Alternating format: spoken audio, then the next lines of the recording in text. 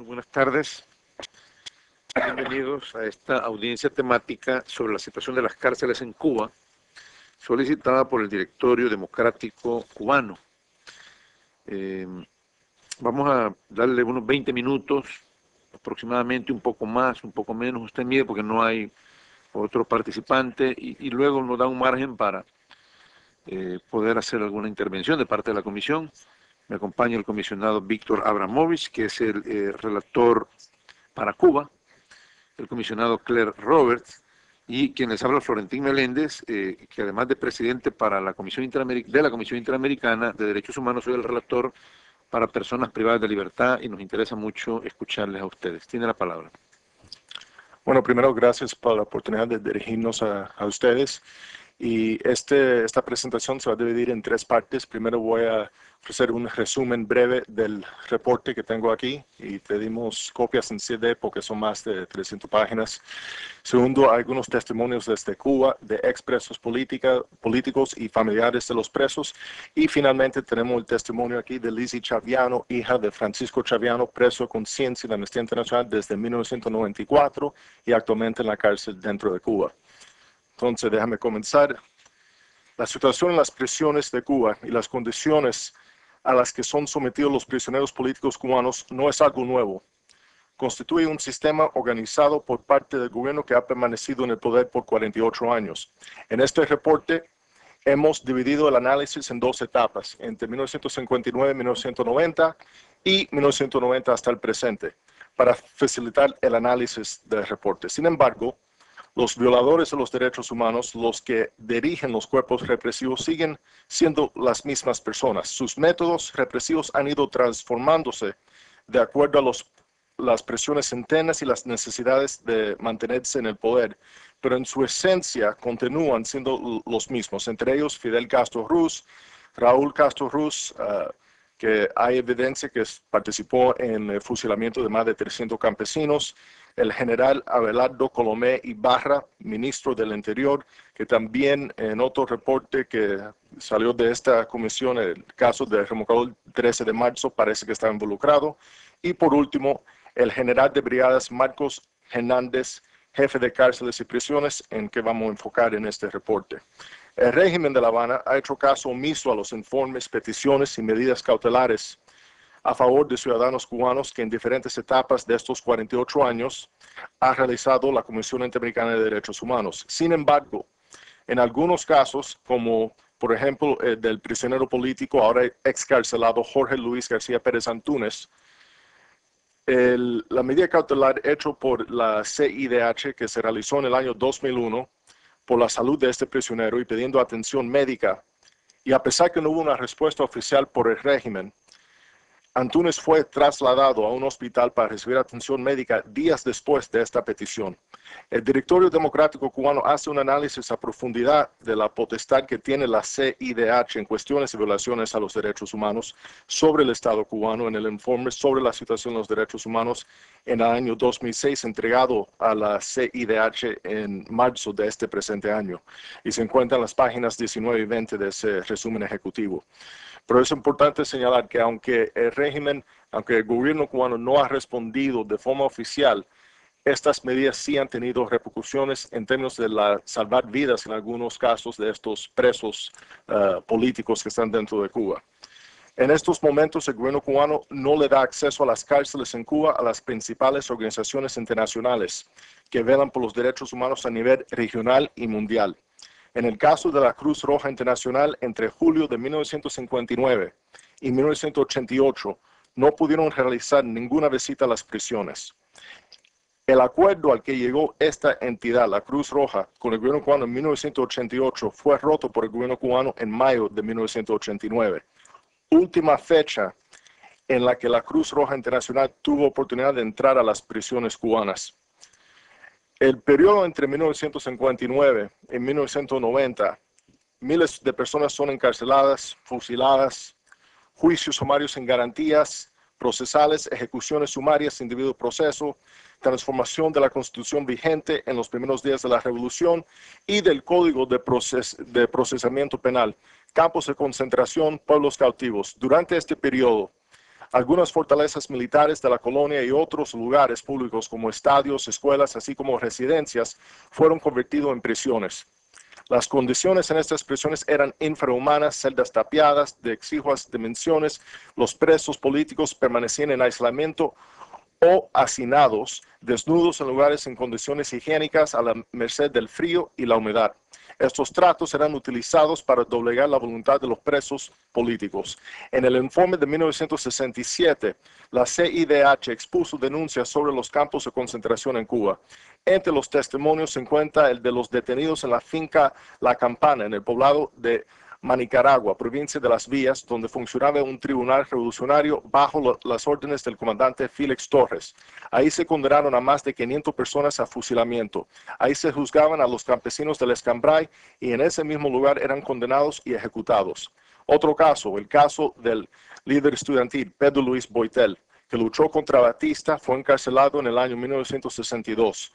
Fue sentenciado a 10 años de prisión por supuesta conspiración contra la revolución.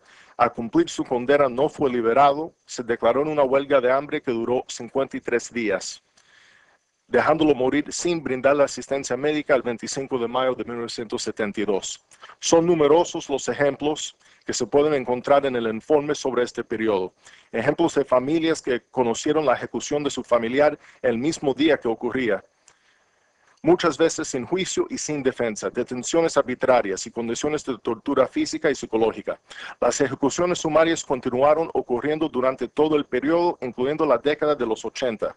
Amnistía Internacional y la Comisión de Derechos Humanos de la ONU, en sus informes sobre Cuba de fines de los años 80, son las fuentes de estas informaciones. Asimismo, en sus informes de la década de los años 60, la CIDH es fuente de estas violaciones. En este informe ponemos de relevancia como la CIDH documentó las 1.789 personas que fueron fusiladas, muertas en prisión, ejecutadas tratando de huir de la isla en los primeros 17 meses de la Revolución Cubana. Esto está en el informe de marzo de 1962 de la CIDH. Entre el periodo entre 1990 hasta el presente, detenciones arbitrarias a activistas de derechos humanos siguen. Condenas excesivas, como se ha visto en el caso de los 75, y basados en delitos no consumados, encubrimiento de causas políticas en figuras delictivas comunes. La peligrosidad predelictiva utilizada en el periodo anterior es reeditada para ser aplicada a jóvenes y activistas de derechos humanos considerados peligrosos. Y vemos, y se va a hablar sobre el caso Chaviano más en detalle, Francisco Chaviano, el caso de Antunes, el doctor Oscar Elías Pizet, que ya ha sido mencionado por esta comisión, y mucho más. Finalmente, la violencia ha sido un constante en estos dos periodos. Si bien ha tenido sus cambios en intensidad durante estas casi 5 décadas, un ejemplo claro es el de Manuel Acosta Larena, el pasado mes de junio asesinado en Cienfuegos. Su muerte ha sido justificada por las autoridades achacándosela a un suicidio, cuando a todas luces fue golpeado brutalmente, habiendo como testigos otros presos y mostrándose su cuerpo con fuertes golpeaduras al ser entregado a sus familiares antes del sepelio. Ahora vamos a pasar a testimonios de expresos políticos y sus familiares. Estos fueron tomados dentro de Cuba y lo vamos a ver, esto va a durar como 10 minutos.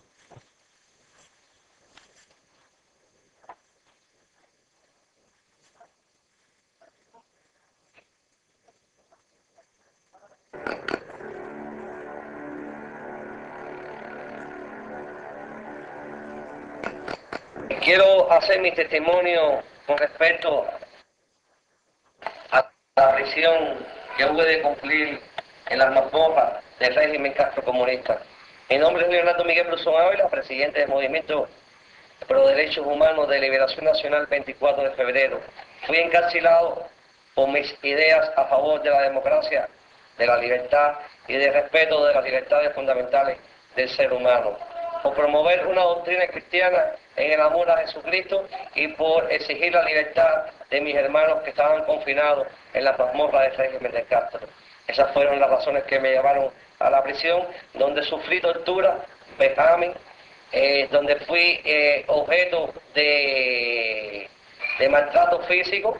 Inclusive se experimentó conmigo inocularme virus para producirme algunas enfermedades que con el tiempo desbarataron mi sistema inmunológico y así acelerar una vejez prematura en mi persona, destruyendo mi sistema neurológico, mi sistema físico y mi sistema mental. Acuso al régimen de Fidel Castro por usar esa política nociva, genocida y nazista empleada por los médicos paramilitares que dirige la policía política del Departamento de la Seguridad del Estado de Villa Marista.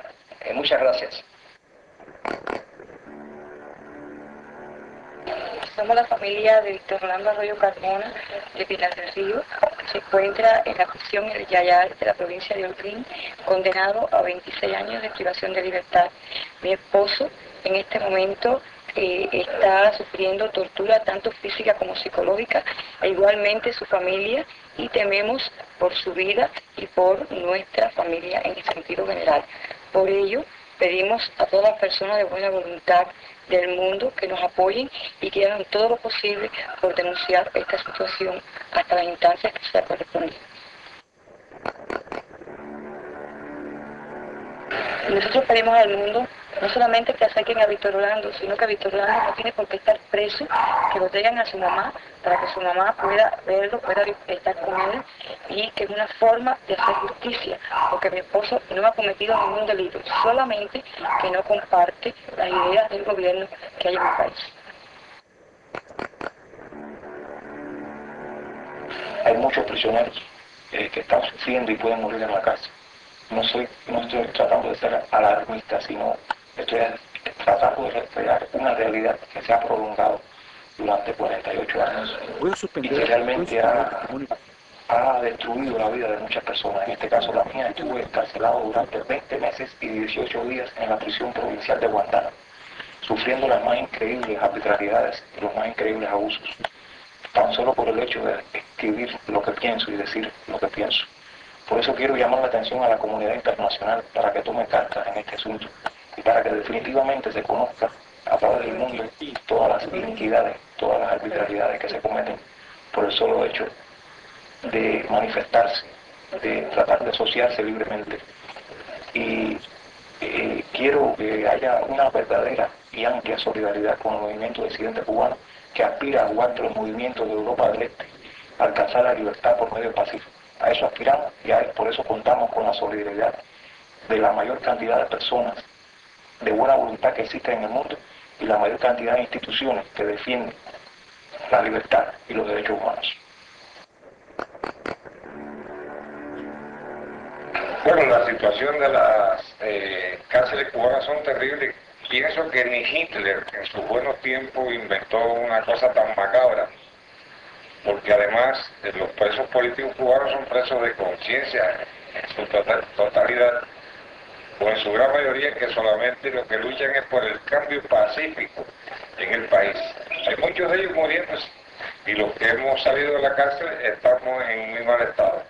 Hasta ahora esa situación no ha cambiado nada, al contrario, se ha agravado, y esperamos que todas las instituciones internacionales tomen nota de estos problemas, porque la situación en Cuba merece que el mundo entero esté a favor de este pueblo, que es un pueblo noble y bueno y que necesita la libertad, necesita el oxígeno, necesita la luz que este gobierno nos niega a nosotros y a las familias nuestras, a los jóvenes que surgen y a los que están por llegar, que es un pueblo dividido, un pueblo fraccionado, pero con mucha nobleza, y que además de eso lo que queremos es la paz mundial y la solidaridad, que estamos dispuestos a recibirla, pero estamos también dispuestos a darla a todos los pueblos del mundo, a los cuales amamos muchísimo.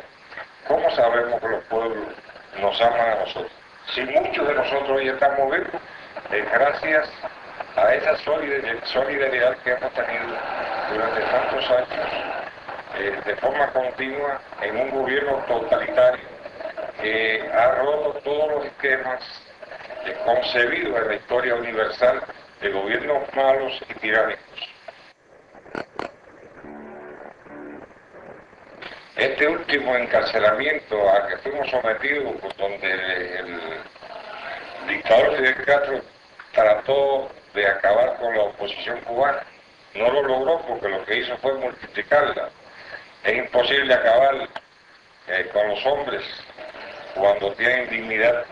Ellos nos sometieron a las más crueles torturas y torturas físicas, porque a nosotros nos metíamos en celdas de castigos. Yo mismo estuve en celdas de castigos varios años, que apenas se vio el sol, yo no tenía espacio para caminar, tomar oxígeno.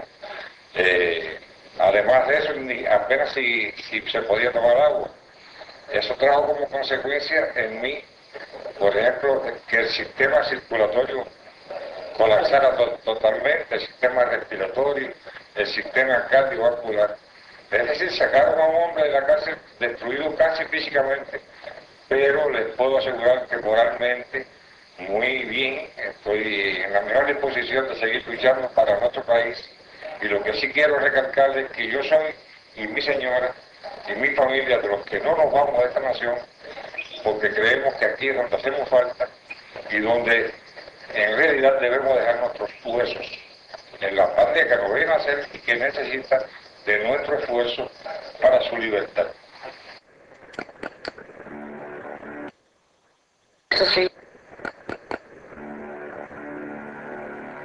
El régimen de Castro me encarceló durante casi 10 décadas, ¿no? Tuve 17 años y 38 días. Allí, bueno, mantuve una posición, al igual que todos los demás hermanos que han pasado el presidio político o que han tenido el presidio político, traté siempre de mantener una postura de dignidad, de respeto, ser consecuente con los principios de comunidad política y organizar junto con otros valiosos hermanos el presidio político de Luis, que no es otra cosa que la agrupación de los prisioneros políticos, opositores, encarcelados e incluso prisioneros comunes que tienen ciertas determinadas características positivas en lo moral, en lo ético, e incluso en el delito, y que han abrazado la raza de los derechos humanos. Ya le dije, 17 años de prisión, por diferentes prisiones, sufrí hostigamiento, golpizas, maltrato, destierro forzoso. Entonces, a cada uno de estos lugares que iba, sembraba la semilla del presidio político de Rodrigo Ortega. A cada uno de estos lugares que iba, trataba de mantener el activismo civil, una posición, como dicen, rebelde, ¿no?, contra la represión. Entonces no me rendí ante los demás, no me rendí ante la discriminación racial de que soy objeto, porque bueno, quiero decir que los negros en Cuba sufrimos un cierto racismo y somos opositores mucho más. Ahora, ¿por qué te digo esto? Porque a los negros en Cuba han tratado, por ejemplo, mira, yo un caso. A mí me inculcaron de niño que a los negros en Cuba le echaban los perros. Los negros en Cuba, solo las personas en Cuba, en el social, que los negros le echaban los perros. Sin embargo, yo vivo en Cuba, soy bastante negro, como ustedes pueden ver, y aquí en Cuba altos oficiales de la Seguridad de Estado me asusaron los perros. He sido golpeado y esa situación. Entonces son huellas en mi cuerpo, como estas mismas de la cara, en las cejas, aquí por ejemplo, esos golpes que he recibido son huellas que tengo de tortura que estoy dispuesto a mantener ante cualquier parte del mundo. El presidio político cubano, en su totalidad, está pasando por una situación muy crítica, muy lamentable. Están sufriendo golpizas, maltratos, vejaciones. Hombres como Juan Carlos Herrera Costa, como Andy Flometa Cuenca, como Librado Linares García, como Ramón Delgado Prieto, Alexis Zapatero Huerta, están ahora en este momento sufriendo el acoso y la represión de los órganos de la represión política. Son hombres que tratan de doblegar su firmeza, de doblegar su voluntad y su integridad moral. Estos hombres están escribiendo las páginas más heroicas de las tantas escritas de los que pensamos que estos hombres merecen el apoyo, merecen la solidaridad internacional.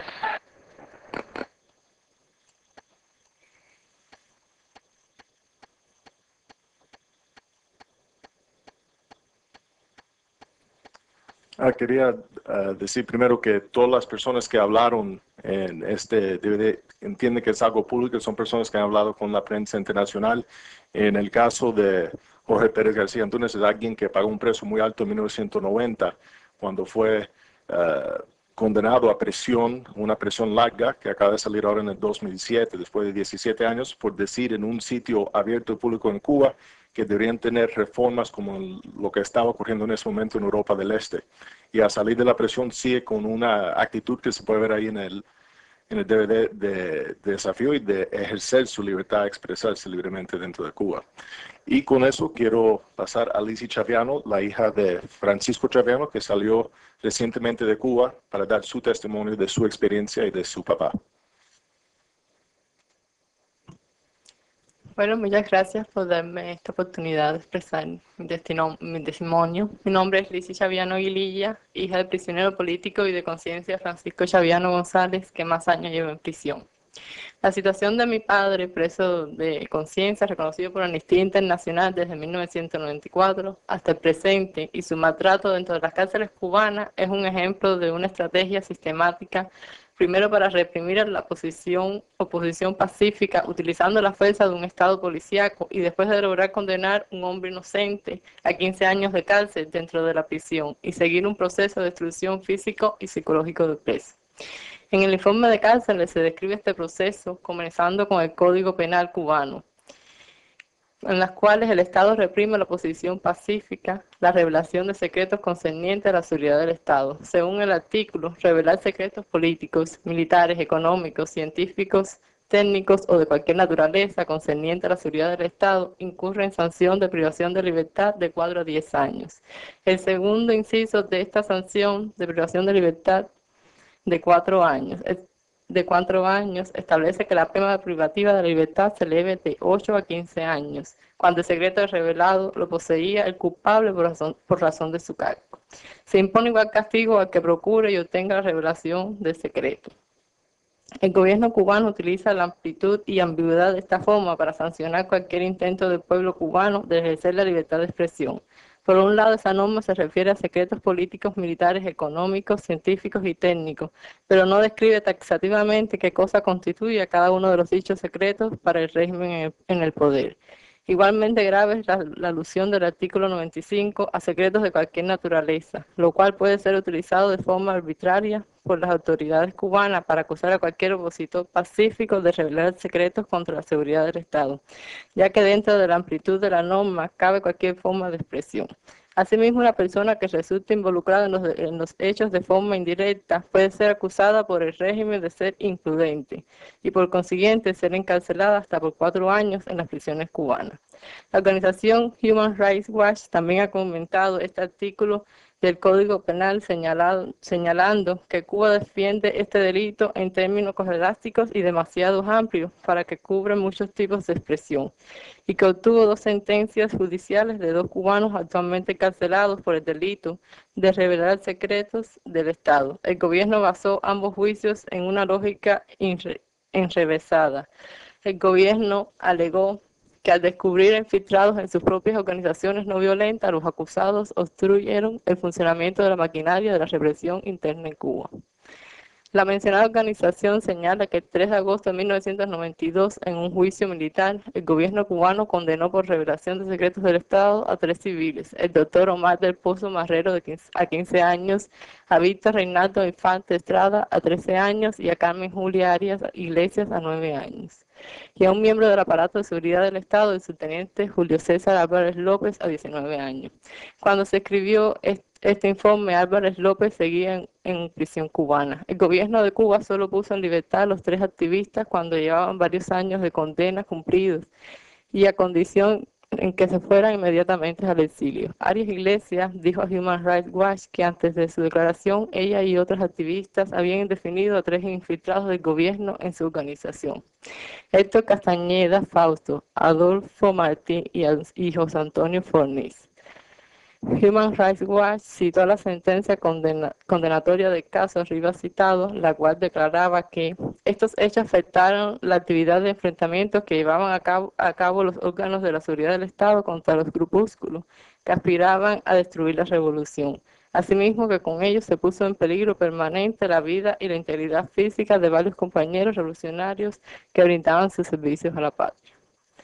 El supuesto delito de revelar secretos concernientes a la seguridad del Estado también fue aplicado a otras personas, entre ellos a mi padre, preso de conciencia Francisco Chaviano González, líder del Consejo Nacional por los Derechos Humanos en Cuba. En efecto, el 15 de abril de 1995, un tribunal militar cubano juzgó y condenó a mi padre a 15 años de prisión bajo los cargos tipificados en en el artículo 95 del Código Penal. Según la información recopilada por Human Rights Watch, el gobierno basó la acusación en el presunto intento de mi padre identificar a infiltrados del gobierno en su organización.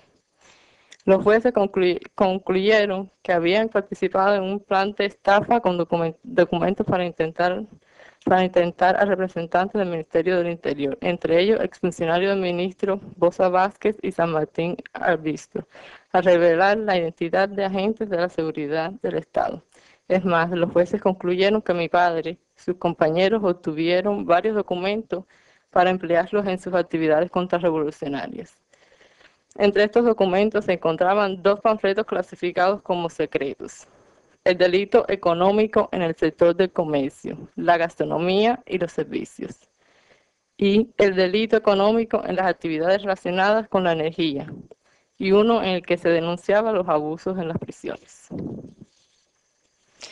Cabe señalar que en virtud de las condiciones severas y degradantes de las prisiones cubanas, mi padre, Francisco Pastor Chaviano González, se encuentra muy delicado de salud. Así, el 28 de febrero de 2007, la CIDH solicita al gobierno cubano lo siguiente: adopte las medidas necesarias para garantizar la vida y la integridad física de Francisco Pastor Chaviano González. En especial, instruye a las autoridades competentes a realizar los exámenes médicos que permitan evaluar la salud beneficiaria y a brindarle en forma urgente el tratamiento médico adecuado. Y adopte estas medidas en consulta con el beneficiario y sus familiares. Igualmente, la Comisión solicitó a dicho gobierno la presentación de informes sobre el cumplimiento con las medidas cautelares adoptadas dentro del plazo de 15 días y actualizar dicha información en forma periódica. Vengo aquí, ante esta comisión, para dar gracias por las gestiones hechas para mi padre y también para dar testimonio vivo de su sufrimiento, el prisionero político de conciencia Francisco Chaviano González. Mi padre fundó una organización de defensa de los derechos humanos llamado Consejo Nacional por los Derechos Civiles en Cuba, y su trabajo humanitario consistía en recopilar y documentar casos de personas desaparecidas por intentar buscar libertad durante estos largos años de dictadura en Cuba. Muchos eran los cubanos que visitaban a mi padre para documentar los casos de familiares desaparecidos, y esta labor causó molestia a la policía política cubana, que amenazó a mi padre a condenarlo a 15 años de prisión si no abandonaba este esfuerzo. Esta amenaza fue cumplida y mi padre fue encarcelado el 7 de mayo de 1994. Siendo un civil maestro de matemáticas, lo juzgaron en abril de 1995 en un tribunal militar. Yo era solo una niña y sufrí en carne propia el dolor de mi madre al ver destrozado su hogar. Mi padre fue torturado psicológicamente durante casi un año en los calabozos de Villamarista, sede de la policía política en Cuba, en La Habana, sin realizarle juicio alguno. Allí fue despojado de todos sus derechos y convertido en rehén del régimen que hoy esclaviza a mi país. En estos momentos, mi padre, después de cumplir 13 años de prisión, se encuentra enfermo, con un tumor en el pulmón, graves problemas circulatorios, cardiopatía isquémica y sin recibir la atención médica adecuada. Sobrevive en las condiciones de insalubridad, maltrato y desamparo en las que se encuentran los presos políticos cubanos. En estos años ha sido privado de visitas familiares durante largos periodos de tiempo. Ha sido recibido brutales golpizas, se le intercepta la correspondencia, ha sido amenazado y humillado. Mi madre, Ana Aguililla Saladrigas, permanece en Cuba apoyando a mi padre y exigiendo su liberación. Durante estos 13 años, tanto ella como yo hemos sido hostigadas y reprimidas por la policía política. Señor presidente, en estos momentos hay cientos de cubanos que en Cuba cumplen injusto cautiverio por sus ideas. Pido justicia para mi padre, para una familia que ha sido sufrido por defender los derechos humanos y pensar diferente a la ideología oficial en Cuba. Pido libertad para los presos políticos cubanos. Pido respeto a los derechos humanos en Cuba. Si esta comisión y los países democráticos que la integran son fieles al compromiso de defender los derechos humanos, no debe callar ante esta justicia. La vida de mi padre y de muchos cubanos injustamente encarcelados depende de las acciones de esta comisión. Muchas gracias. Bueno, muchas gracias por esta información, por la información grabada en el video y por este testimonio de la familiar de una persona privada de libertad en Cuba. Se ha incorporado a la mesa el comisionado Paolo Carozza, que es vicepresidente, o sea, está están integradas. Esta es la junta directiva de la Comisión Interamericana, el primer vicepresidente, el segundo vicepresidente. Voy a dar la palabra a mis colegas para ver si tienen alguna pregunta o comentario que hacer sobre este tema que ha sido planteado en la audiencia. Comisionado Carrozza. Thank you, Mr. President. I have only one quite specific question. At the last of the witnesses to appear in the video was referring to the problem of racism in the prisons. And I'm wondering what information you have regarding the disproportionate incarceration of Afro-descendants in Cuba, if that exists, and what information you might have about disparate treatment of Afro-descendants within the prisons.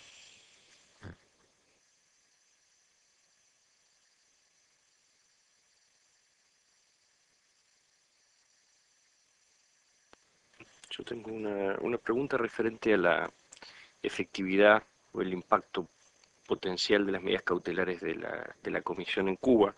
En la presentación se hacía referencia al efecto que tuvo en el caso Pérez Antúnez, más allá de que formalmente la Comisión no recibió respuesta por parte del Estado cubano sobre esa medida.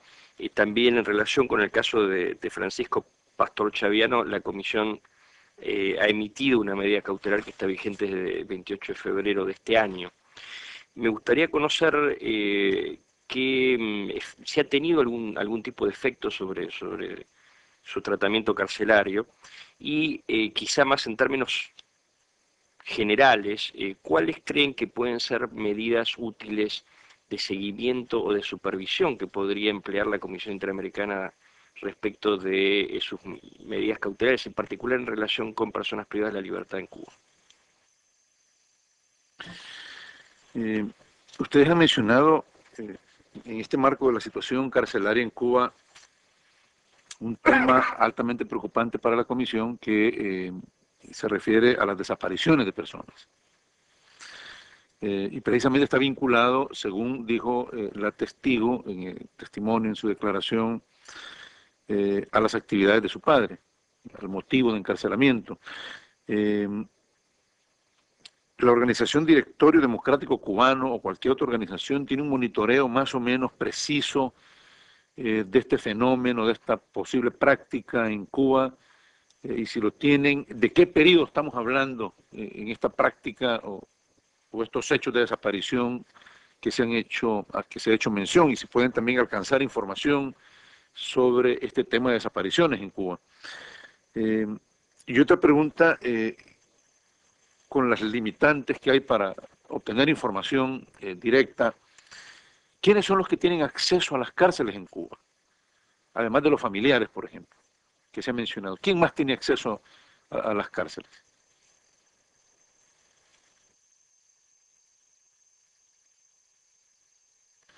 Comenzando con la primera pregunta del señor Carrozza, el tema del racismo es algo que se conoce, conocemos basado en lo que nos cuentan los presos, que hay un número desproporcional de presos de descendencia africana dentro de las cárceles, y hay muchas anécdotas. Si un disidente es de origen afrocubano y no es suficientemente agradecido a los logros de la revolución para los afrocubanos, lo maltratan más que a un preso de origen español, por ejemplo.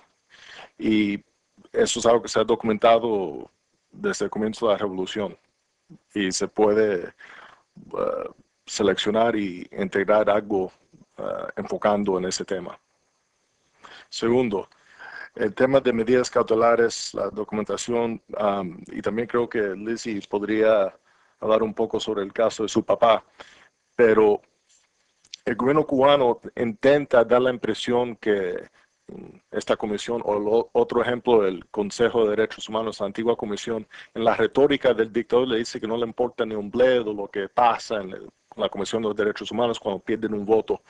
Pero eso es una mentira, le importa mucho. Si tú ves en términos de la Comisión de los Derechos Humanos en Ginebra, la cantidad de recursos que utilizan para ganar votos es impresionante. Y el equipo que tienen es importante. Y al mismo nivel de importancia, a nivel internacional, en derecho internacional, la Comisión Interamericana de Derechos Humanos es tan importante que la Comisión de Ginebra. Solo le prestan atención a las decisiones que salen. Que lo quieren aparentar, que lo menosprecian y te van a decir 20,000 cosas, pero lo toman en serio y sí tiene un impacto en su comportamiento. El problema es que tú le das la medida cautelar y quizá lleva el preso al hospital para poder decir, bueno, lo traemos al hospital. Pero se tiene que mantener una atención sobre el caso para asegurar que en el caso de Francisco Chaviano, que le traten sobre, bueno, déjame dejarle a Lizzie para hablar un poco sobre ese caso de su papá, porque hay cosas ahí muy interesantes que me han enseñado. Sí, pues el caso de mi padre, él tenía una organización y comenzó a recopilar los casos de personas desaparecidas en el estrecho de la Florida y tenía un archivo inmenso sobre esos desaparecidos y pues le llamó la atención a las autoridades cubanas que en condenarlo a 15 años si no abandonaba su caso y salía del país, cosa que mi padre no abandonó y por eso se encuentra 15 años, lo condenan 15 años, de esos 15 años cumplió 13 años. Ha sido muy, muy difícil, esos 13 años pues han tomado severas medidas en contra de su persona. Hace poco, recientemente, el día 20 de junio, presos comunes lo han amenazado, incluso de muerte, sino por ciertas situaciones lo amenazan y tememos por la salud de mi padre, por la salud la salud física que representa, que tiene en estos momentos el peligro con esos presos comunes que están con él. Y así pues, en estos 13 años han sido lo han enviado en distintas ocasiones a celdas de castigo, lo han humillado, maltratado y así mismo han hecho pues con nuestra familia y pues estamos preocupados por su salud y por su salud porque en 2 años que supuestamente le quedan, que no sabemos si lo liberarán o no en 2 años más, porque la policía, la política referente al caso de mi padre siempre ha sido tratando de como de menospreciarlo, como de no sacar a relucir su importancia en el país y en la ciudad y en el pueblo cubano. Y pues estamos temiendo por esa, estamos temiendo por su salud y no creemos que de verdad lo liberen o no sabemos qué puede pasar. Si quería hacerte una pregunta, porque tú me contaste como algunas veces tu papá sí le dieron alguna atención médica, pero entonces le entregaron a tu mamá un documento indicando que los exámenes que hicieron antemano, que no lo tenía. Bueno, no sé si tú te recuerdas de ese documento y podía explicar eso un poco. Con estos problemas de salud, pues mi madre ha tratado de en varias ocasiones de forzar a que le realicen los exámenes médicos que necesita. Entonces, se le hizo en una ocasión, se le ha hecho estos exámenes médicos y cuando mi madre fue a solicitar los resultados de estos exámenes médicos, pues le entregan, por ejemplo, una carta diciéndole que ellos no tienen prueba de esos resultados, que esos resultados ya fueron enviados a las autoridades que hacían esta petición o fueron exterminados y votados, o cosas así. Es decir, que no tenemos muestras de su estado de salud. Pero sí, y creo que ella le puede hacer llegar la carta esa oficial del médico diciendo eso en términos oficiales, que fue algo que a mí me chocó cuando me lo enseñó y te lo podemos enviar. yo creo que la cosa clave para la comisión es darle seguimiento a estas medidas cautelares y no perder vista de los presos, porque estamos hablando de casos aquí, en el caso de Francisco Chaviano, ha estado en la cárcel de 1994. Estamos hablando de una serie de medidas cautelares y otras cosas, pero condiciones graves que se están empeorando en el tránsito del tiempo. El otro tema que también es sumamente importante es de los desaparecidos, de personas que se han desaparecido. El ejemplo de Chaviano creo que para la disidencia le dio un mensaje claro, que era, él fue el primero que intentó a cuantificar los desaparecidos. Tenía los familiares llegando a su casa y lícitamente puede hablar un poco en detalle sobre el proceso que llevó a cabo. Pero el resultado fue que a poco tiempo de este proceso lo condenaron a 15 años de cárcel. Le dijeron, mira, para y vete del país o te vamos a echar 15 años. Le echaron los 15 años. Y en otros movimientos como el de Comisión de Derechos Humanos, Reconciliación Nacional, se ha enfocado más en temas de los presos y presos de conciencia, pero la cuestión de los desaparecidos ha sido algo que no se ha trabajado tan en serio. Conocemos de algunos casos, pero también el otro tema que tenemos en Cuba es sobre la salida, lo que ellos dicen salida ilegal con los balseros. Y esto fue como comenzó Chaviano, trabajando la cuestión de balseros que no habían llegado al otro lado. Entonces él descubrió en el proceso de estas entrevistas que había una relación entre los desaparecidos que eran balseros y gente que tenían problemas políticos con el gobierno.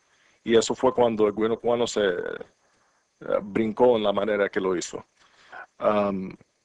Último, ¿quién tiene acceso a las cárceles? El régimen, básicamente. Es muy limitado, ha sido muy limitado el acceso. Creo que ahora se habló de algunos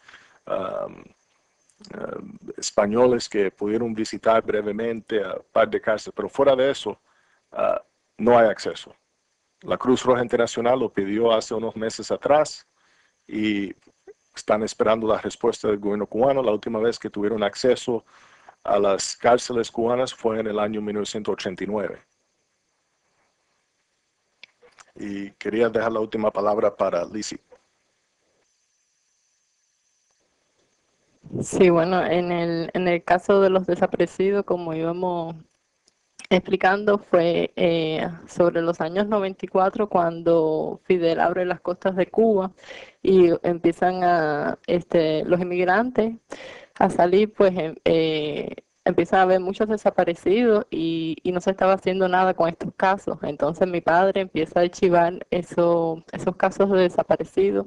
Y a mi casa recuerdo que iban personas de todas partes de la isla, familiares bien preocupados, tristes y que no sabían qué hacer, cómo buscar a sus familiares desaparecidos. Entonces mi padre iba documentando todos esos casos y fue cuando se da cuenta que muchos de esos casos desaparecidos tenían problemas con la policía política.